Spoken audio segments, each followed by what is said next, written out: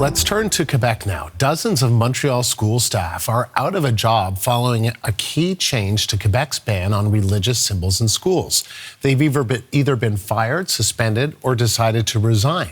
There are concerns hundreds of other school employees could also lose their jobs. The Quebec government passed Bill 94 last October. It expands restrictions on religious symbols to include everyone who interacts with students in schools. That means not just teachers and principals, but also support staff are impacted. The province previously included some exemptions, which have now ended. So let's stay on the story and bring in Nevien Waly. She's a former specialized educator and has spent the past 10 years volunteering at her children's school, and we've reached her in Brossard, Quebec. Nevien, thank you for taking the time. Appreciate it. Thank you. So you have volunteered at your children's school for a decade. When you were told you could no longer enter because of Bill 94, what went through your mind? First, I was shocked. I couldn't believe that as someone born and raised in Canada, in Quebec, that this was happening because it's hurtful. I couldn't understand exactly why this was going on. I've been the same person for the past 10 years volunteering and working with these kids. And now all of a sudden I'm being told that I cannot do that anymore and that I can't help. So it's hurtful, it's confusing, it's frustrating, it's really sad, really. Supporters of this law argue this law is about protecting secularism in schools, not singling out Muslim women. You disagree with that. Tell us about that. I absolutely do. So if we look at the definition of secularism, really secularism means not discriminating against anyone based on their religion.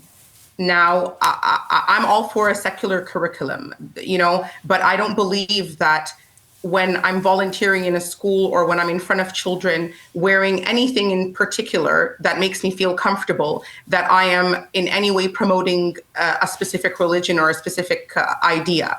I believe what's happening now is the complete opposite of secularism, actually. And when these bills are coming out, they're really pinpointing specific people.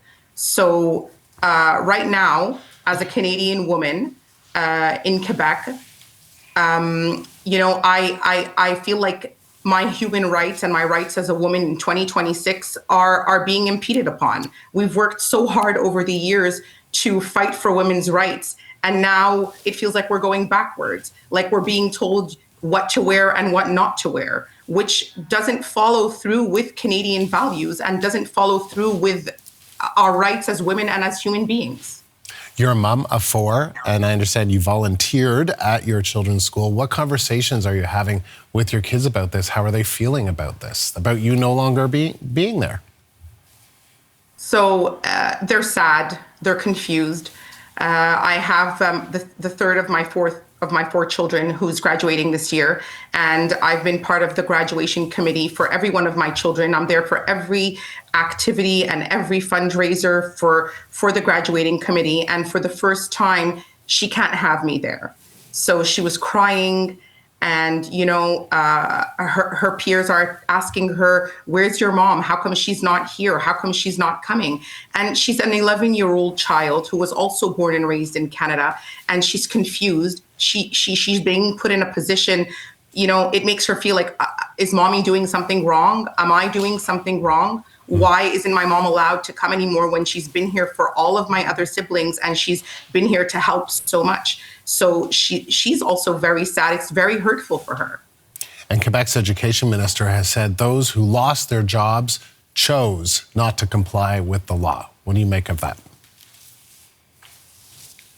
I think that, to be honest with you, it just comes down to another man trying to decide what a woman should do and should not do. And I don't believe that he can decide what we should wear and shouldn't wear. I believe this is a personal choice. It's part of my identity. And I don't believe that anybody has the right to tell anyone what they can or cannot wear. And, hundreds of others could be affected by this. And I understand you were going to become a teacher in the fall, and now you can't. And, what kind of impact do you think this is going to have? It's going to be a huge impact. I mean, it's not a secret to anybody that we have a very fragile education system, a fragile health system. We're in need of teachers, we're in need of support staff, we're in need of volunteers, we're in need of every type of professional that exists within the school system. And now you're taking women who are qualified, who want to help, and you're simply telling them that you cannot do that. I think it's going to create a big pressure on the school system that is already, like I said, very fragile. And I also think that it's going to be putting a larger workload on our colleagues who are still there and have to carry on the workload because others cannot be there or have to leave. Nevien, appreciate you taking the time to talk to us. Thank you. Nevien Waly speaking to us from Brossard, Quebec.